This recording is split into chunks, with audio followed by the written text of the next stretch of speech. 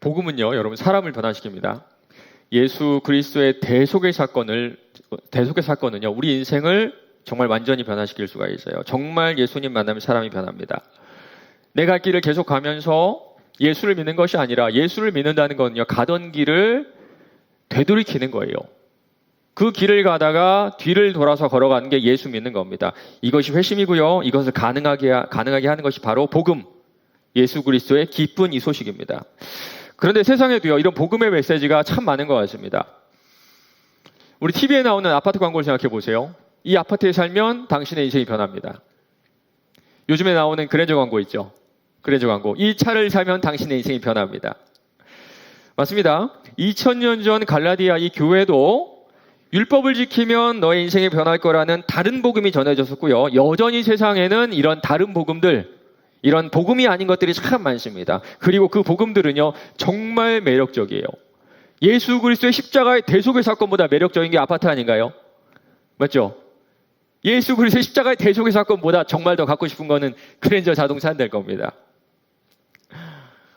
오늘 말씀에 나오는 다른 복음처럼 이 세상은요, 내 열심과 노력을 다해서 네가 더 많은 것을 얻으면 내 인생이 변화될 것이라고 끊임없이 말합니다. 그러나 절대로 변하지 않는다는 거 이미 여러분 알고 있어요. 여러분이 가지지 못했을 뿐이지, 여러분이 가진 것만 해도, 얻은 것만 해도 여러분을 변화시키지 못했다는 거 여러분이 제일 잘 알고 있습니다. 세상이 준 이 기쁜 소식은요, 얻기 전에는 불안하고요, 얻고 나면 허무함밖에 우리에게 허락하지 않아요. 오직 예수 그리스도의 십자가 사건, 이 대속의 사건만이 우리를 변화시킵니다. 오늘 이 시간 왜 이 십자가 사건이 우리를 변화시키는지, 왜 우리가 이 소식을, 예수가 죽은 이 소식을 복음, 복된 소리, 기쁜 소식이라고 하는지 깊이 한번 생각해 보시길 바랍니다. 오늘 말씀인데, 오늘 말씀 제가 한 절만 읽도록 하겠습니다. 갈라디아서 1장 4절입니다. 그리스도께서 하나님 곧 우리 아버지의 뜻을 따라 이 악한 세대에서 우리를 건지시려고 우리 죄를 대속하기 위하여 자기 몸을 주셨으니. 아멘. 아주 오래전에 이스라엘 백성들이 이집트를 탈출할 그 시기를 한번 생각해 보시기 바랍니다.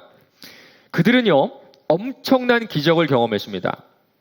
10가지 재앙을 눈으로 봤고요, 몸으로 경험했고요, 이집트에서 나온 후에는 홍해가 갈라지는 기적도 경험했고요, 아침마다 만나라는 음식이 내려오는 기적도 경험했습니다. 이거 먹기 싫다고 불평했더니 하나님께서 메추라기라는 새를 보내주셔서 고기를 먹는, 사막에서 고기를 먹는 그런 기적도 경험했어요. 정말 우리가 평생 한 번도 보거나 경험하기 힘든 그런 기적들을 매일마다 이들은 경험했던 겁니다. 그런데 그들을 잘 살펴보면요, 이런 기적들은 사람을 변화시키지 못한다는 걸 알 수가 있어요. 이 놀라운 기적을 경험한 후에도 여전히 불평, 불만, 불안함으로 가득 차 있는 그들을 보게 됩니다. 그들의 일상을 한번 생각해 보세요. 일상을. 아침에 일어나잖아요. 그러면 만나가 쫙 깔려 있습니다. 만나가. 그 기적의 음식을 아침마다 먹고 하나님의 음성을 듣고 그 다음 길을 떠나는 거예요. 만약에 여러분에게 이런 일이 있다면, 우리에게 이런 일이 있다면 우리는 정말 매일마다 가슴 뛰는 삶을 살 거라고 생각할 겁니다. 이런 기적을 내가 한 번만 경험해도 하나님 한 번만 보여주세요. 하나님 기적 한 번만 보여주세요. 내가 그러면 정말 잘 믿을게요. 내가 완전히 달라질 수 있을 거라고 생각하죠. 그러나 실제로는 전혀 그렇지 않아요. 오늘 아침만 해도 아마 우리는 하나님이 베풀어 주신 기적들을 모두 다 경험하고 이 자리에 왔을 겁니다. 우리가 지금까지 먹은 것들, 커피 하나라도 하나님께서 기적적으로 베풀어 주신 태양과 물과 비와 바람이 없다면 불가능한 거죠. 맞습니다. 우리는요, 매일마다, 매일 아침마다 기적으로부터 나온 음식들을 먹고 살아가고 있는 거예요. 그러나 여전히 산불, 불평, 불만, 불안함으로 살아가고 있죠. 설사 여러분의 집에 내일 아침에 만나가 떨어져 있다 할지라도 달라지는 건 없을 겁니다. 하루 이틀 정도에 우와 대단하다 대박이다 하겠지만 그 다음부터는 다시 불만이 쌓이게 돼 있어요. 주님 이게 다예요? 하나님 만나가 다 이거 먹고 제가 어떻게 취업을 해요? 이게 답니까 주님? 맞습니다. 기적은요, 우리의 인생을 절대 바꾸지 못해요. 홍해가 갈라지는 기적을 경험하고 길을 떠났는데요. 가장 먼저 이들이 경험한 고통이 물이 떨어졌다는 것이었습니다. 물이. 아마 어느 정도 물을 가지고 광야길을 나섰을 텐데요. 아마 이때쯤 가서는 물이 다 떨어졌을 거예요. 뜨거운 광야를 걷다 보니까 목이 타는데 물을 구할 곳도 없습니다. 출애굽기 15장 22절을 보니까요. 사흘길을 걸었는데 물을 얻지 못했다 그래요. 모세가 홍해에서 이스라엘을 인도하며 그들이 나와서 수르 광야로 들어가서 거기서 사흘길을 걸었으나 물을 얻지 못하고, 그런데 목이 타서 정말 꼴딱꼴딱하는 그 순간에 물이 보이는 겁니다. 아마 이스라엘의 특성상 흐르는 계곡은 아니었을 것 같고요. 누가 파놓은 우물을 가보니까 거기에 물이 있었어요. 야, 사막에서 마르지 않는 우물을 발견하다니 아마 온 이스라엘 백성들이 환호성을 질렀을 겁니다. 그런데 이 장면을 보는 읽고 있는 모든 사람들은 불안한 마음이 좀 들어요.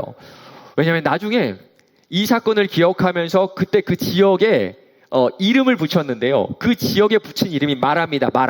마라. 여러분 혹시 마라 들어본 것 같지 않으세요? 마라탕 말고, 마라샹궈 말고. 룻기 1장 20절에 이런 말씀이 있습니다. 나오미가 그들에게 이르되 나를 나오미라 부르지 말고 나를 마라라 부르라. 이는 전능자가 나를 심히 괴롭게 하셨습니다. 마라는요, 이스라엘 말로 괴롭게 하다, 그런 뜻입니다. 물을 발견했던 그 지역을요, 괴롭게 하다, 괴로움, 이런 단어를 붙였던 겁니다. 23절입니다. 마라에 이르렀더니 그곳 물이 써서 마시지 못하겠으므로.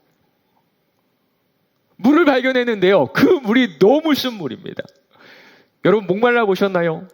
목이 마르면요, 정말 마르면 가리지 않고 먹습니다. 저도 옛날에 목이 너무 말라가지고 그냥 수돗물을 틀어가지고 먹었던 기억이 나요. 그런데 정말 3일 만에, 홍해를 떠난 지 3일 만에 발견한 그 우물의 물이 먹지 못할 만큼의 쓴물, 완전 쓴물이었던 거예요. 예전에 저도 비슷한 일이 있습니다. 한여름이었는데요. 밖에서 정말 재밌게 놀다가 집에 들어갔는데 목이 너무 마른 거예요. 그런데 그 현관문 앞에 그런 옛날 우리 나이든 청년들 아시죠? 스텐 그릇. 지금 끄덕이는 사람들 다 있죠? 스텐 그릇에 보리차가 있는 거예요. 보리차가. 이야, 우리 어머니가 나를 위해서 놨나 보다 해가지고 들어가자마자 그걸 한 모금 들이켰습니다. 한 모금 딱 들이켰는데 맛이 너무 이상한 거예요. 저도 처음 먹어봤는데 그 이후에도 먹어본 적이 없습니다. 본능적으로 이게 뭔지 알았어요. 제 동생이 그때 4살이었는데요. 너무 급해가지고 거기다 쉬를 한 거예요. 끔찍하죠. 먹는 순간에 이게 진짜 여러분 먹어본 적 없죠? 먹어보면 알아요. 이게 맛 안 봐도 알아요. 이게 저도 그때 8살이었는데 먹고 본능적으로 뭔지 알고 다 뱉어버렸는데요. 그 후에 막 구역질이 나가지고요. 제 속에 있는 거를 다 토해버렸던 그런 기억이 납니다. 오늘 이 말씀에 나오는 마라의 뜻을 다시 한번 생각해 보세요. 단순히 이게 맛이 이상했다, 못 먹을 정도로 이상했다가 아니라 몸을 괴롭게 한 쓴물이었던 겁니다.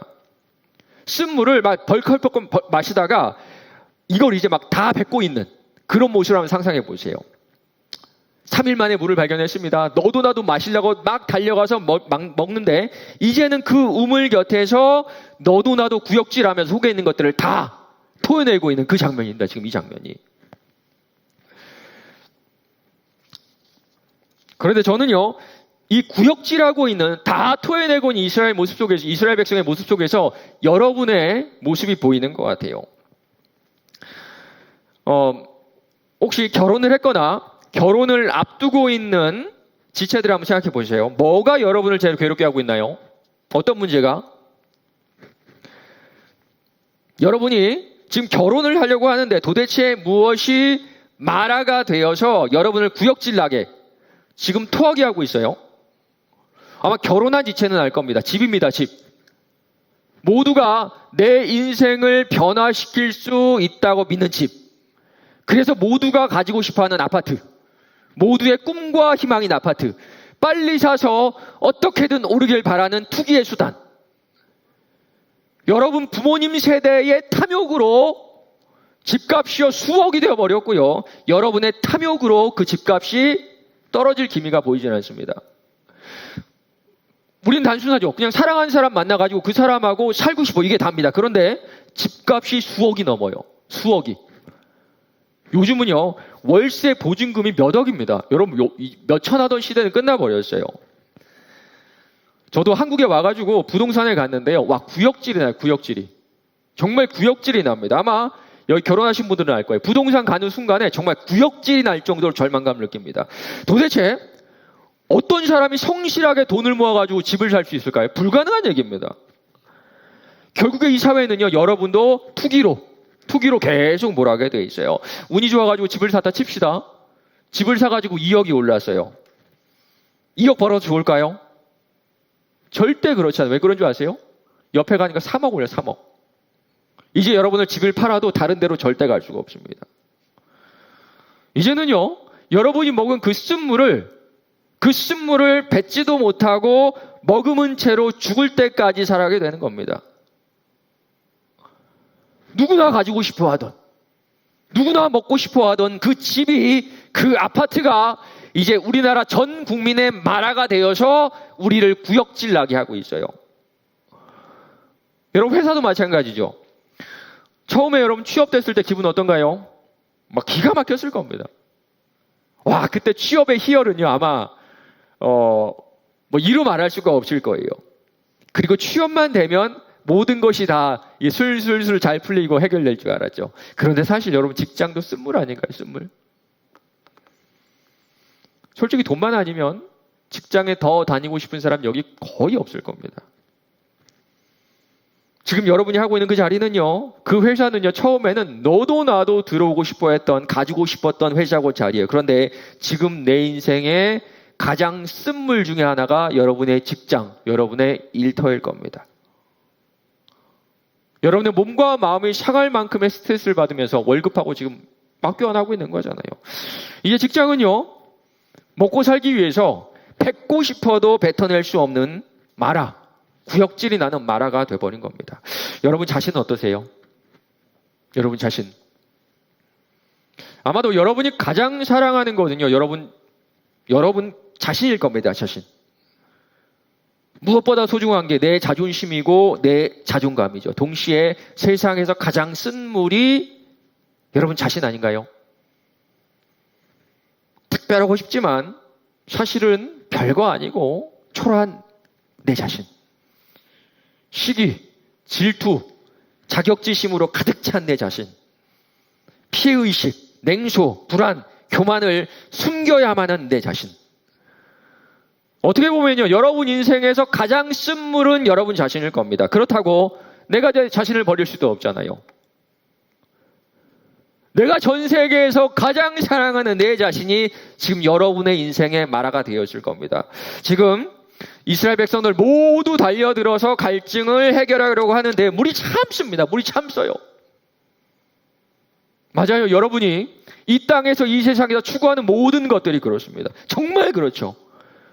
결국에는 쓴 물이 되어서 여러분의 인생을 구역질나게 만들고 있을 거예요. 그런데 오늘 본문 말씀 보십시오. 이 출애굽기 말씀 한번 생각해 보세요. 마라까지 인도하신 분이 누굴까요? 자기들이 왔을까요? 아니면 하나님이 인도하신 대로 왔을까요? 맞습니다. 하나님이에요. 하나님. 하나님께서 그들을 이 마라 땅으로 이끄시고 그 물을 먹도록 하신 거예요. 이게 무슨 뜻인지 아세요? 하나님이 그들을 지금 구역질나게 만드셨다는 겁니다. 그렇다면 도대체 하나님께서는 왜 그 마라의 물을 먹이시고 그들을 구역질나게 만드시고 그 속에 있는 것을 다 토해내게 하셨을까요?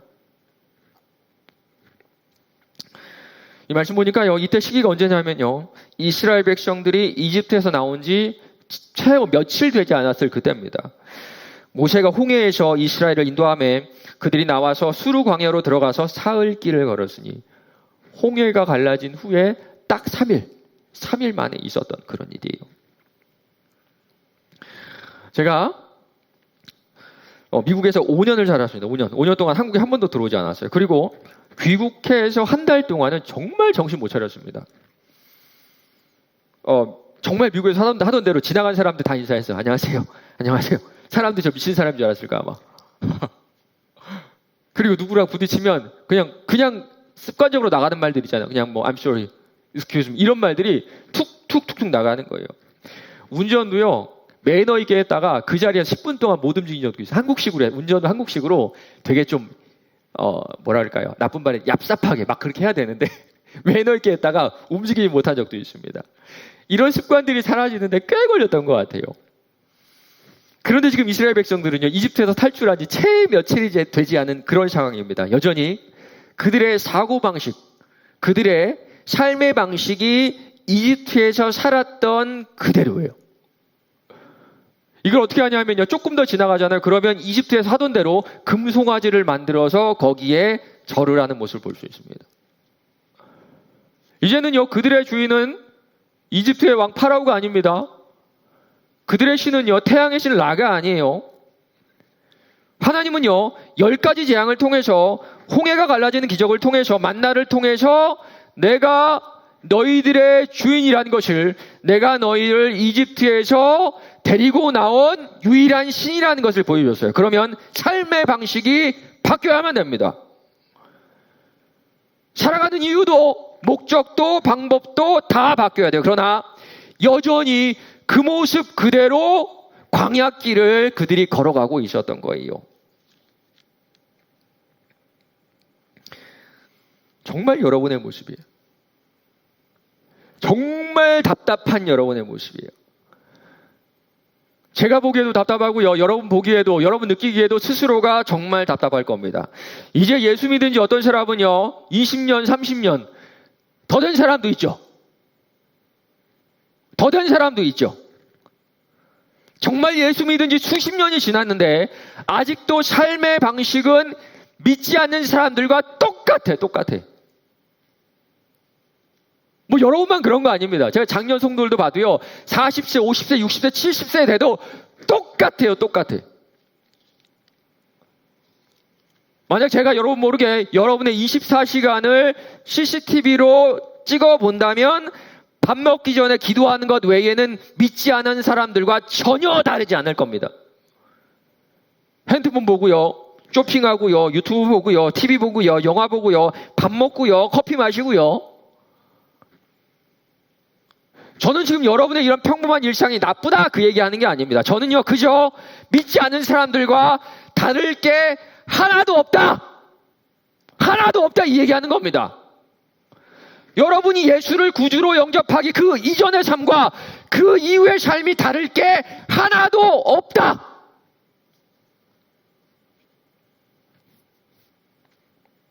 정말 여러분을 보면요, 삶의 목적도 방법도 가치도 추구하는 것도 예수를 모르는 사람과 똑같아요. 그런데 그럴 수가 없어요. 그럴래야 그럴 수가 없습니다. 그러고 싶어도 그럴 수가 없는 게 예수 믿는 거예요. 제가 미국 가서 1년 딱 지나니까요, 삶의 패턴이 달라져요. 삶의 패턴이 달라지고 싶지 않은데요, 그냥 달라져요. 부지런해지고 싶지 않은데 부지런해지더라고요. 제 딸이 유치원에 다녔는데요, 유치원 아이들의 등교 시간이요, 오전 8시까지입니다. 그러면요, 준비를 마치고 출발해야 되는 게 오전 7시 반이에요. 그러면요, 6시 반에는 모든 가족이 다 일어나야 돼요. 학교뿐만 아닙니다. 인터넷 신청하니까 기사가 오는데 아침 8시에 인터넷을 설치하러 와요. 삶의 방법도요, 그들의 문화에 따라서 자연스럽게 달라지더라고요. 미국은요, 서로가 서로의 집에 초대하는 문화입니다. 한국에서는 우리 집으로 잘 안 부르죠. 그냥 밖에 나가가지고 그냥 레스토랑에서 밥 먹고 들어가는데요, 미국에서는 서로가 서로에게 가족끼리 부르고 초청하고 이런 문화예요. 그러다 보니까 처음엔 어색했는데요, 나중 되니까 가족을 부르고 가족이 가서 집에서 만나서 교제하는 것이요, 너무 편하고 익숙해지더라고요. 뭐 그것만 바뀐 게 아닙니다. 뭐 한국에서는요, 아저씨들이 회사 끝나면 술집 가죠. 학생들은요, 어디 갑니까? 애들은요, 자기들끼리 놀러간 학원에 가죠.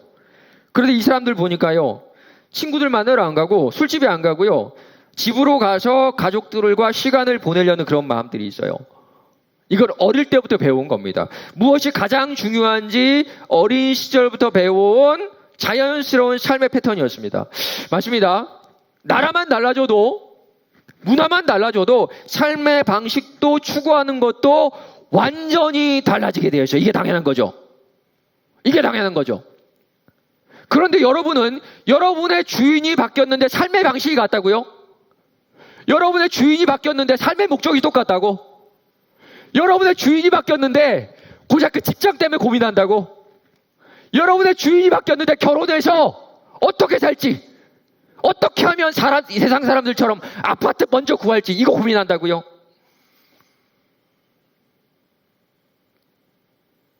이게 말이 돼요? 이게 말이 돼요? 하나님이 여러분에게 베풀어 주신 사랑이 얼마나 큰데 여전히 나에게 말 한마디 잘못한 그 사람 용서하지 못한다고? 여전히 말 한마디 때문에 감정 상해가지고 냉랭하게 굴어요? 이게 말이 돼요? 나에게 천 달란트를 용서해 주셨는데 100데나리온 용서 못한다는 게 말이 돼요? 여러분의 주인이 달라졌는데 여전히 남들의 시선 때문에, 여전히 내 욕심 때문에 치열하게 사는 게 말이나 됩니까? 내 주인이 달라졌는데 여전히 믿지 않는 친구들과 교제하는 게 말이 돼요? 그 교제를 기다리고 즐기면서 내 가장 친한 친구는 믿지 않는 친한 친구로 얘기할 수 있어요? 그럴래야 그럴 수가 없습니다. 그럴래야 그럴 수가 없어요. 그들과 나눌 수 있는 건 고작 세상적인 것 뿐인데 내 주인 대신 나를 위해 돌아가신 그리스도에 대해서는 한마디도 나눌 수 없는데 그들과 가장 친한 친구가 될 수 있다고요? 그럴래야 그럴 수가 없다는 겁니다. 여러분은요, 여러분의 주인 되신 하나님께서 당신의 아들을 십자가에 못 박으시면서 그 목숨과 맞바꾼 그분의 귀한 아들과 딸입니다. 그런데 내 입에서 흘러나오는 것이, 내가 주로 찾아서 듣는 것이 이 인간과의, 사람과의 사랑을 노래하는 그런 가요의 가요? 우리가 할 수 있는 유일한 것은 그 사랑을 찬양하고 그 이름을 높이는 것인데, 여러분 핸드폰에 들어있는 음악이 이 세상의 음악으로 가득 차 있다고 이게 말이나 돼요? 그럴 수가 없습니다. 정말 그럴래야 그럴 수가 없는 거예요. 오늘 이 시간에 여러분 각자에게 진지하게 물어보고 싶어요. 여러분 삶의 방식 바뀐 거 맞아요? 삶의 목표가 바뀐 거 맞아요?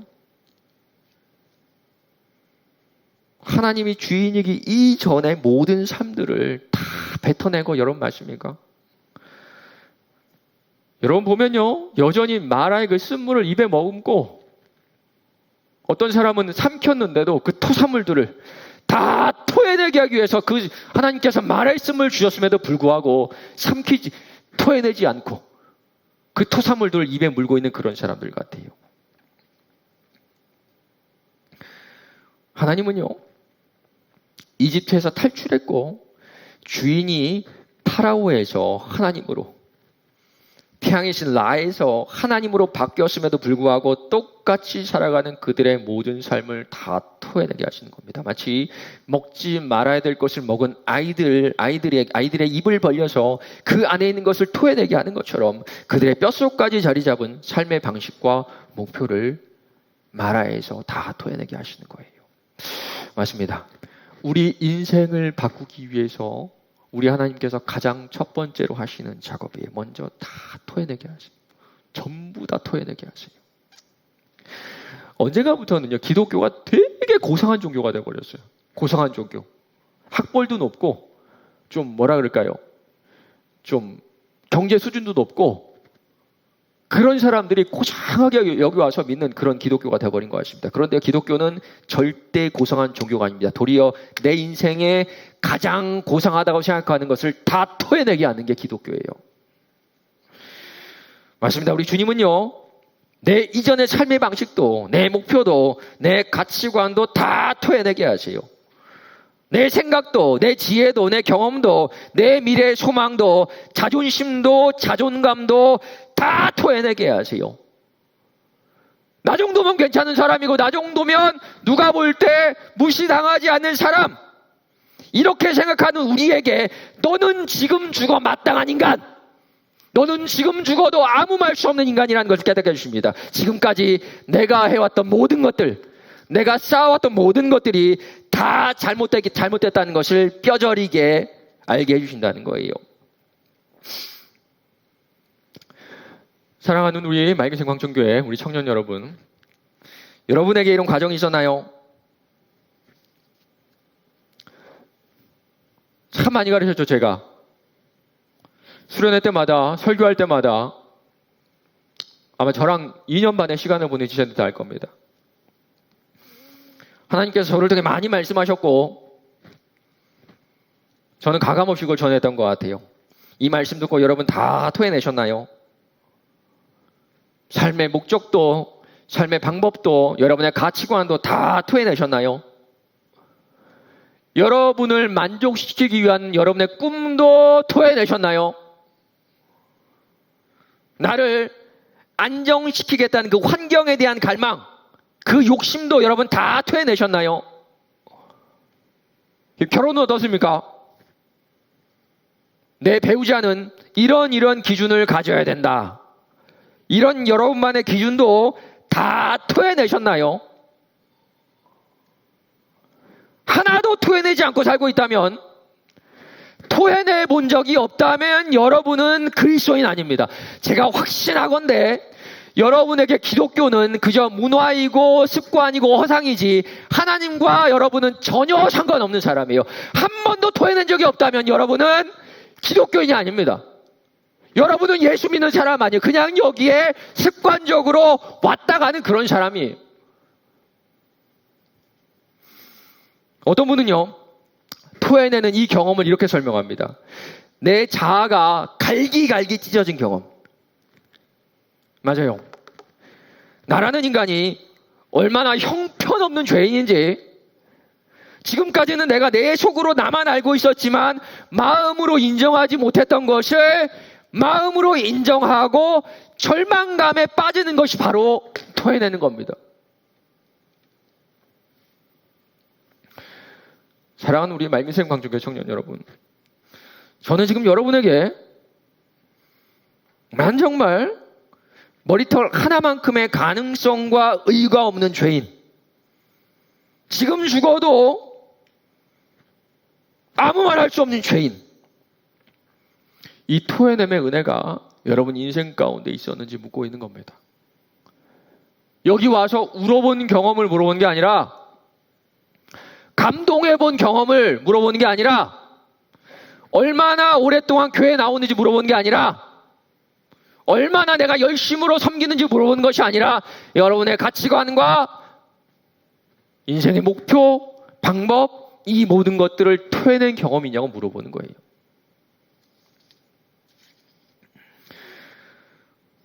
우리 중에 이런 경험을 한 사람이 있어요. 제가 만나봤습니다. 많진 않아요. 많진 않지만 내 꿈과 내 미래와 삶의 방식에 대한 욕심을 다 내려놓고 사는 사람들이 있습니다. 두 번째 부류는 사람들은요, 없어요. 교회는 20년, 30년 다녔고요. 뭐 여기가 너무 익숙한 사람들이지만 단 한 번도 토해낸 적이 없어요. 여전히 꿈이라는 좋은 단어로 포장된 자기 욕심과 안정이라는 말로 포장된 탐욕으로 자라고 있습니다. 뭐 세상에서는 뭐 멀쩡하게 잘 살죠. 아마 여러분 작년 성도들이 칭찬할 수도 있습니다. 쟤는 잘 살고 교회도 열심히 다녀. 그러나 주님 보시기에는 정말 안타깝고 불쌍한 사람입니다. 상황과 환경과 상관없이, 사람들의 인정과 평가와 상관없이 정말 불쌍한 사람들. 저는 가끔 이런 생각이 들어요. 차라리 교회를 떠나라. 차라리 교회를 떠나서 마음껏 살라고 말해주고 싶어요. 뭐 좋은 예는 아닌데 한번 들어보세요. 두 부류의 사람이 있다고 생각해 봅시다. 어떤 사람은요, 결혼했어요. 결혼했는데 되게 난잡하게 살아요. 난잡하게. 두 번째 사람은요, 결혼 안 한 사람이 난잡하게 살아요. 누가 더 나빠요? 아니, 둘 다 나빠요. 둘 다 나쁜 사람입니다. 그런데 굳이 하나를 선택하라면 결혼하지 않은 사람이 그냥 조금 더 낫죠. 조금. 맞아요. 결혼 안 한 사람이 이 사람 저 사람 만나는 것보다 결혼한 사람이 바람피는 것이 더 가증스러운 겁니다.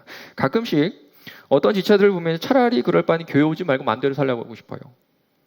차라리 예수 믿는 척 하지 말고 마음대로 사는 게 조금 더 낫습니다. 조금 더 주님 보시기에 조금 더 덜 가증스러워요. 덜.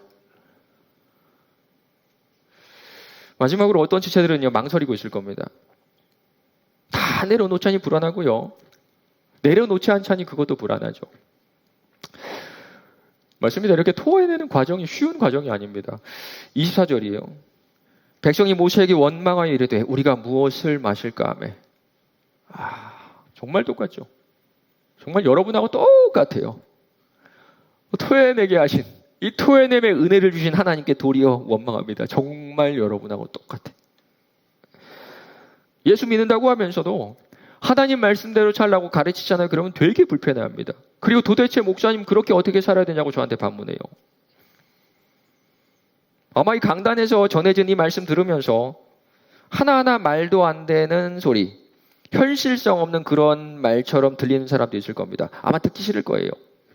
양심의 가책은 있어도 아마 여기서 전해지는 이 말씀이 현실과는 전혀 다르다는, 목사님은 현실 감각이 전혀 없고 성경은 현실과는 전혀 다른 그저 사후 세계를 위한 보험 정도로 생각하는 사람이 여기 많을 겁니다. 만약에 제가 하나님이잖아요. 그럼 저는 여러분 상대도 안 할 것 같아요. 그런 사람들. 그래? 너 안 믿어? 오지 마. 나는 필요 없어. 하나님은 여러분이 필요한 사람들이 아니에요. 영원한 지옥 형벌이 기다리고 있으니까 너네 그렇게 마음대로 살다가 죽어. 아마 제 성질 같으면 그러고 말 것 같습니다. 그런데 우리 하나님은요, 저 같지 않으세요. 이렇게 완악한 이스라엘 백성들에게 하나님께서는요, 도리어 더 큰 은혜를 베풀어 주세요. 모세가 여호와께 부르짖었더니 여호와께서 그에게 한 나무를 가리키시니 그가 물에 던지니 물이 달게 되었더라. 아마도 옆에 있었던 어떤 마른 나무 가지를 꺾어서 물에 던지지 않았나 싶어요. 그런데 놀랍게도 쓴 물이 바뀌어서 먹을 수 있는 물 정도가 아니라 단물, 정말 좋은 물로 변했습니다. 다 토해냈던 이스라엘 백성들은요, 이제 이 물을 먹고 새 생명을, 새로운 기운을 얻게 되죠. 그런데 물이 바뀌었다. 쓴 물에서 단물로 바뀐 이 장면은요, 신약 성경의 어떤 장면을 떠올리게 하지 않나요? 물이 바뀌었다. 아마 지금 머릿속에 떠오르는 분들이 있을 겁니다. 물이 바뀌었다. 맞습니다. 1500년 후에 갈릴리 가나에서 열린 혼인잔치에서 있었던 일을 여러분 한번 들어보세요. 고대 이스라엘 사회에서는요, 결혼식을요, 하루가 아니라 일주일을 했습니다. 왜냐하면 결혼은요, 개인의 행사가 아니라 그 마을 전체의 행사였기 때문에 일주일 동안 그 마을 전체가 축하해야 될 그런 일이었습니다. 그런데 끔찍한 사건이 터져버리고 말아요. 결혼 축제는 일주일 동안 지속돼야 했는데 포도주가 떨어진 겁니다.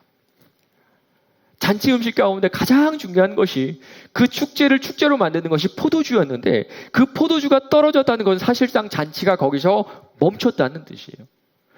포도주는요, 다른 것으로 절대로 대체될 수가 없었습니다. 마치 가수가 콘서트를 하는데 모든 음향시설이 다 망가진 것과 마찬가지예요. 그리고 우리는요, 이 상황 이해가 잘 안 될 겁니다. 우리 문화랑 다르니까요. 우리가 볼 때는 그냥 뭐 끝났구나 싶은데요, 그 문화 속에서는 절대로 있어서는 안 되는 일이었어요. 이거는요, 그 공동체, 특별히 그 가족과 결혼하는 남녀에게는 정말 지울 수 없는 수치, 지울 수 없는, 잊을 수 없는, 넘길 수 없는 죄책으로 다가왔습니다. 중동지방은요, 여전히 명예를 목숨보다 중요하게 여기죠.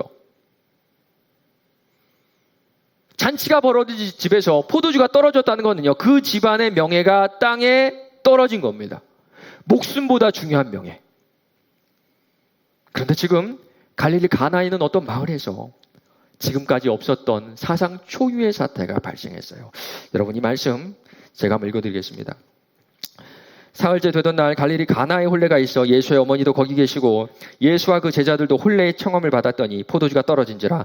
예수의 어머니가 예수에게 이르되 저들에게 포도주가 없다 하니 예수께서 이르시되 여자여, 나와 무슨 상관이 있나이까? 내 때가 아직 이르지 아니하였나이다. 그의 어머니가 하인들에게 이르되 너희에게 무슨 말씀을 하시든지 그대로 하라 하니라. 거기에 유대인의 정결 예식을 따라 두세 통 드는 돌 항아리 6이 놓여 있는지라. 예수께서 그들에게 이르시되 항아리에 물을 채우라 하신즉 아귀까지 채우니 이제는 떠서 연회장에게 갖다 주라 하시매 갖다 주었더니 연회장은 물로 된 포도주를 맛보고도 어디서 났는지 알지 못하되 물 떠온 하인들은 알더라. 연회장이 신랑을 불러 말하되 사람마다 먼저 좋은 포도주를 내고 취한 후에 낮은 것을 내고는 그대는 지금까지 좋은 포도주를 두었도다 하니라. 예수께서 이 첫 표적을 갈릴리 가나에서 행하여 그의 영광을 나타내심에 제자들이 그를 믿느니라. 포도주가 떨어진 결혼식에서 예수님께서 물로 포도주를 만드신 그런 사건입니다. 그런데 도대체 이 사건에는 어떤 의미가 있을까요? 그저 물을 포도주로 만드는 기적을 일으키는 예수님, 물을 포도주로 만들 수 있는 신적인 능력을 가지신 예수님, 뭐 이런 뜻일까요?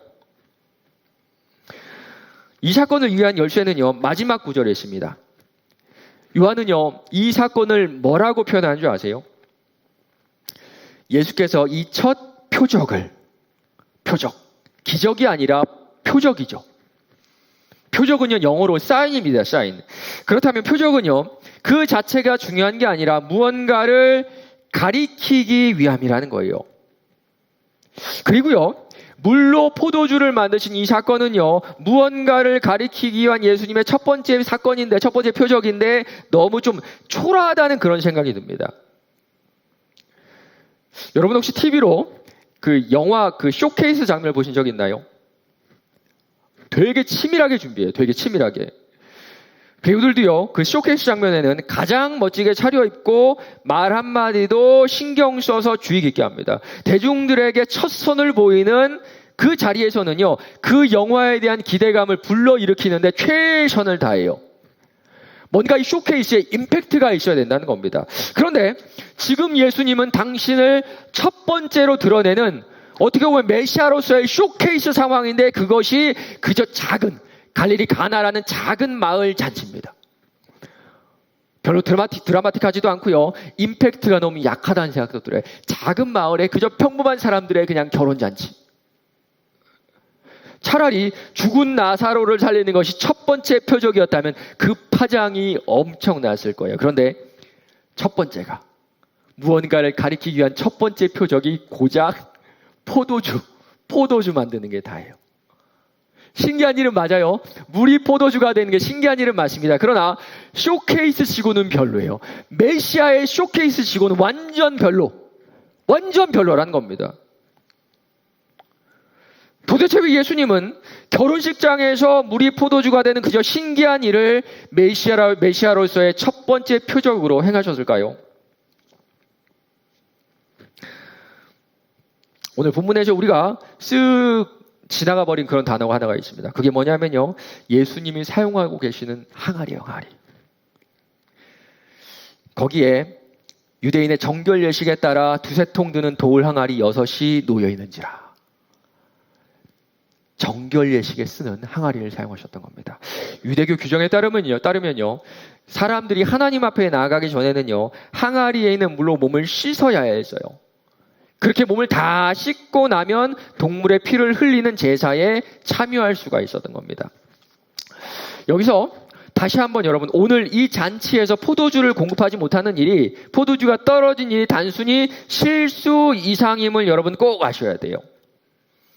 명예가 목숨보다 귀하고요, 수치를 당하는 부끄러움을 당하는 차라리 죽음을 선택하는 이 중동의 문화 가운데 결혼식의 주인공인 신랑 신부가 가족의 명예와 자신들의 명예를 땅에 떨어뜨리게 되는 겁니다. 그들이 느끼게 되는 죄책감은요, 우리의 상상을 뛰어넘어요. 공감이 안 되면 여러분 이렇게 한번 생각해 보세요. 여러분의 집에서나마 여러분 자연인 상태 그대로일 겁니다. 이렇게 멋지게 서로를 보면 꾸민 것 같지는 않지만 많이 꾸미고 온 거예요. 멋지게 꾸미고 오지 않고 자연인 상태 그대로의 그 모습일 겁니다. 게다가 여러분 각자의 방에서는 남에게 보여줄 수 없는, 가족들에게도 보여줄 수 없는 그런 행위, 그런 모습들을 하고 아마 그 자리에 있을 것 같아요. 그런데 만약에 여러분의 집에 CCTV가 있고요, 그 CCTV 안에서는 여러분의 가족들의 적나라한 그 모습들이 다 담겨있다고 가정해 봅시다. 그리고 그게 안에는요, 설사 내 가족이라 할지라도, 내 아내나 내 아들, 딸이라 할지라도 보여줄 수 없는 그런 적나라한 내 모습이 담겨 있는 거예요. 그런데 결혼식 날 여러분의 실수로 그 비디오를 틀어버린 겁니다. 이 대형 화면에 아버지의 그 부끄러운 모습이, 어머니의 부끄러운 모습이, 나의 정말 부끄럽고 수치스러운 모습이 계속 재생되고 있는데요. 멈추질 않아요. 아마 가족들로서는요, 이 결혼식 날이 씻을 수 없는, 정말 씻을 죽고 싶은 그런 날일 겁니다. 돌이킬 수 없는 수치스러운 날. 그런데 결혼식에 포도주가 떨어졌다는 거는요, 이것보다 더한 그 가족의 수치예요, 수치. 이 수치에 대한 죄책감이 지금 신랑 신부를 짓누르고 있는 겁니다. 여러분 혹시 여러분은 죄책감이라는 거 느껴본 적 있나요? 잘못한 후에 좀 찝찝하고 아니면 나 혼자 계속 이불킥하게 만드는 그런 일들이잖아요. 그런 일들 아마 다들 경험해 보셨을 겁니다. 그런데 그런 거 말고요. 우리가 잘못하고 그런 거 말고 우리의 그 본성 그 자체에 분명히 씻어야 할 죄책과 수치가 있다는 거 여러분 느껴본 적 있나요? 사실 우리는 이것을 본능적으로 알아요. 우리 마음속에 설명할 수 없는 그 문제가 있다는 거는요, 우리가 본능적으로 다 알고 있습니다. 아마 포장지가 다 벗겨진 여러분의 속마음은 다 썩어버린 음식물 쓰레기보다 더 더럽고 냄새 난다는 거 여러분 알고 있을 거예요. 왜 우리는요, 나는 옳고 남은 다 틀리다 이런 생각이 들까요? 왜 그렇게 남들의 시선에 신경이 쓰일까요? 왜 남이 잘 되면 배 아플까요? 왜 무엇을 해도 만족이 없을까요? 왜 항상 불안할까요? 왜 조금만 잘 되면 교만한 마음이 들까요? 우리 형제들 한번 생각해 보세요. 왜 여러분의 그 음란한 마음이 끊어지지 않고 지속될까요? 우리 자매들 생각해 보세요. 왜 여러분 속에 있는 그 허영심이 끊을 수 없이 지속되고 있을까요? 이 모든 것이요, 우리에게는 근원적인 문제가 있다는 반증입니다. 사실 우리는 이미 시기심으로, 질투심으로, 교만함으로, 오만함으로 우리의 마음으로 수많은 사람들을, 생각으로 수많은 사람들을 죽였을 거예요. 사람들이 내 본 모습을 알아볼까 두려워요. 이 내 마음을 알아버릴까 봐. 솔직히 나란인가 별거 아니고요. 별거 아닌 정도가 아니라 음식물 쓰레기 같은 존재라는 걸 내가 알기 때문에 외적인 것들로 이것을 숨기고 감추고 도리어 박수 받고 싶은 것이 여러분의 다 썩어버린 본성일 겁니다. 맞습니다. 우리는요, 내 존재의 정당성을 인정하고 인정받고 스스로 인정하기 위해서도 죽을 듯이 열심히 살아가고 있어요. 그러나 우리의 내면 깊숙이 있는 우리는요, 우리 자신이 죄인이라는 것을 알아요. 누가 지금 여러분을 향해서 너 죄인이야 이러면 반발심이 들어요. 그러나 우리 자신은 알고 있습니다. 나는 죄인이다. 나는 좋은 사람이 아닌 정도가 아니라 나는 정말 나쁜 사람이라는 거 여러분 자신은 알아요. 아무도 몰라도 여러분 자신은 알고 있을 겁니다. 아담과 하와는요, 죄를 지은 후에 자신들의 벌거벗겨진 모습이 부끄러워서 무화과 나뭇잎으로 자신의 몸을 가리죠. 그 순간 가졌던 수치와 죄책을 하나님께도 가리고 싶었던 것 같습니다. 돌아보면 여러분 각자의 인생이 불안과 교만과 허무함으로 채워지고 있는 여러분도 다른 외적인 것들로 이것들을 가리고 싶어 하는 것입니다. 그러나 살짝 가릴 수 있어도 사라지지 않는다는 거 여러분 다 알고 계실 거예요. 무슨 짓을 해도 무엇으로 나를 감싸도 불안하고 허무하고 이런 교만한 것들이 여전히 여러분의 인생을 짓누르고 있을 겁니다. 공개적인 수치와 죄책에 직면해 있는 신랑 신부를 보면서 예수님의 어머니 마리아가 예수님에게 말을 걸어요. 예수의 어머니가 예수에게 이르되 저들에게 포도주가 없다 하니, 마리아는요, 예수가 메시아라는 사실은 정확하게 알지 못했던 것 같아요. 그러나 내 아들이 평범한 사람은 아니다라는 것을 알았던 것 같습니다. 무언가 평범하지 않은 내 아들에게 이 상황을 벗어날 수 있는 기적을, 그런 것들을 기대했는지도 몰라요. 그런데 이때 예수님께서 되게 차갑게 말합니다. 여자여, 나와 무슨 상관이 있나이까? 당신의 어머니에게 좀 냉정하게 말씀하시는 것 같아요. 그런데 성경을 보면요, 복음서를 보면요, 예수님께서는요, 좀처럼 화내지 않으세요. 심지어 십자가형을 당할 때도요, 뭐 아무런 나쁜 말씀도 않으셨습니다. 그렇다면 지금 이 말도요, 화가 나거나 뭔가 짜증이 나가지고 뭐 하신 말씀은 아닌 것 같습니다. 그죠? 이 결혼식 상황에서 죄책에 눌려있는 신랑 신부를 보면서 무언가 예수의 마음을 무겁게 짓누르고 있었던 것 같아요. 예수님은요, 그것이 무엇인지 곧장 알려주세요. 내 때가 아직 이르지 아니하였나이다. 예수님 당신의 때는 도대체 뭘까요? 우린 알죠. 그가 죽을 때입니다. 그분의 때는요, 그분이 십자가에서 죽을 때예요. 그런데 도대체 예수님은 이 상황에서 무슨 생각을 하셨길래 그저 포도주를 요청하는 말을 당신의 죽음하고 연결시키고 계실까요? 왜 포도주가 떨어진 이 마당에 예수님 혼자서 십자가의 죽음을 떠올리고 계시냐 이 말이에요. 여러분 이 사건의 키워드가 뭐라고 했는지 기억나세요? 예, 표적이라는 말이죠. 맞습니다. 물을 포도주로 바꾼 이 사건은요, 예수님이 이 땅에 오셔서 하실 일을 정확하게 가리키는 그 사건입니다. 다시 한번 여러분 이 표적에 정결 예식용 항아리가 쓰였다는 것을 기억해 보세요. 맞습니다. 지금 이 순간 예수님을 무겁게 짓누르고 있었던 것은요, 당신의 죽음입니다. 지금 신랑 신부가 포도주 때문에 느끼고 있는 수치와 죄책은 표면적인 겁니다.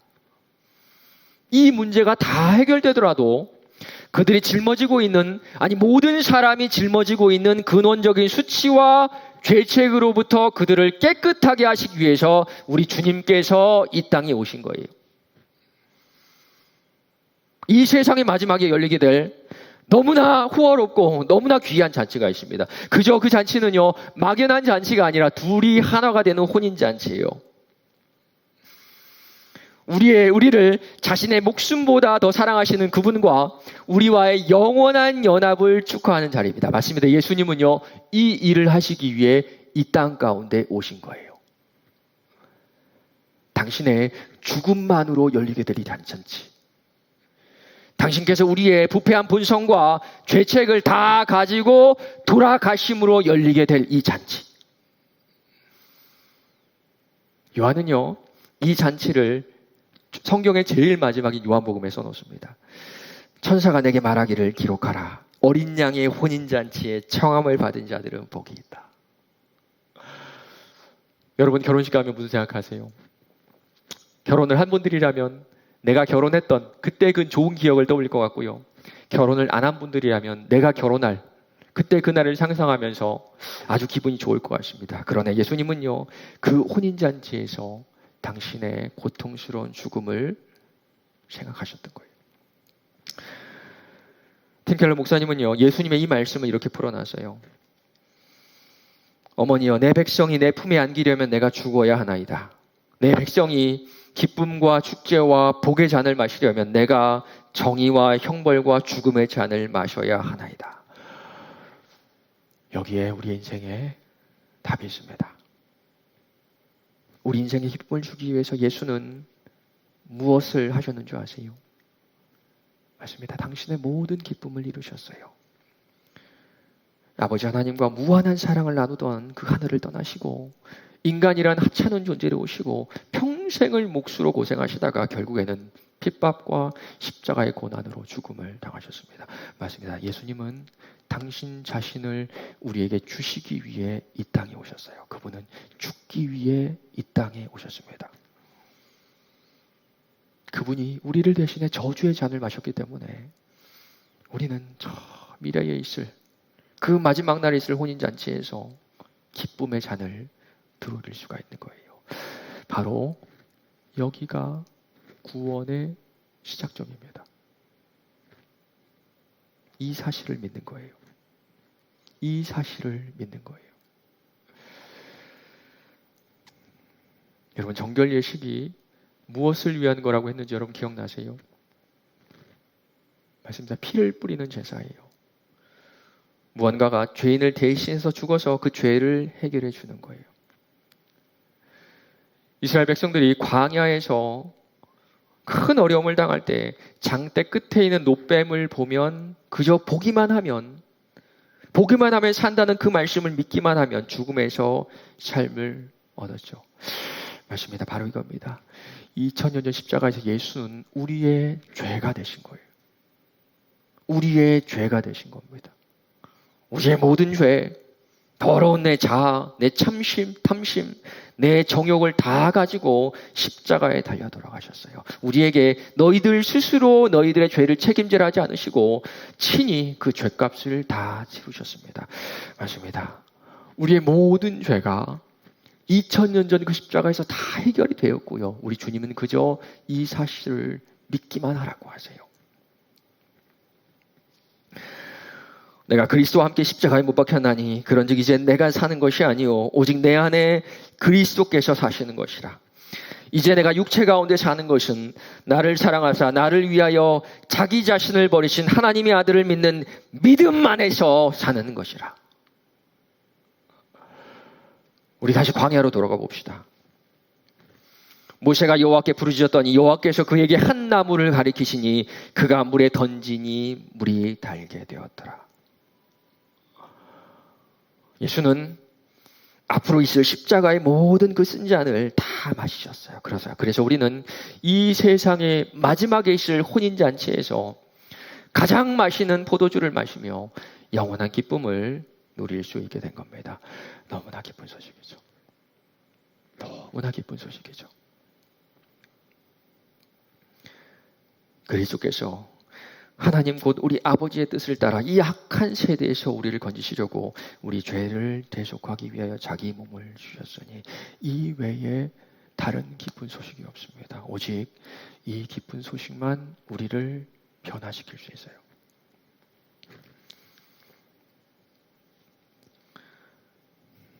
오늘 이 말씀을 이미 경험한 지체들이 있다면 이 복음 가운데 살게 해달라고 여러분 기도하시기 바랍니다.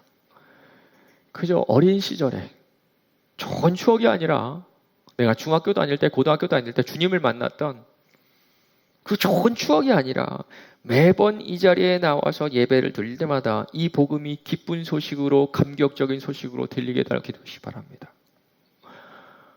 이제는 완악해진 내 마음이 다 찢어져서 다시 복음에 젖어 살게 해달라고 여러분 기도하세요. 오늘 이 말씀을 듣고도 아무렇지도 않은 지체들이 있다면 여러분 두려워하시기 바랍니다. 영원한 멸망이 여러분의 것이에요. 영원한 멸망이 여러분을 위해 준비되어 있고요. 지옥이 여러분을 삼키기 위해서 준비되어 있습니다. 끝이 없는 지옥의 고통과 아픔이 여러분을 삼키기 위해 여러분의 육신의 죽음만을 기다리고 있어요.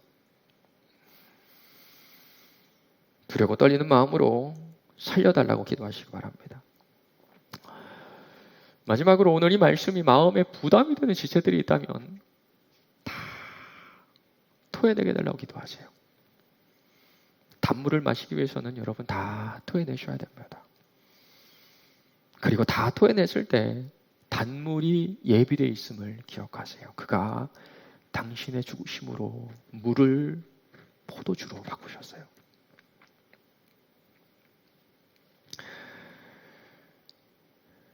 상반기가 코로나로 정신없이 지나갔죠.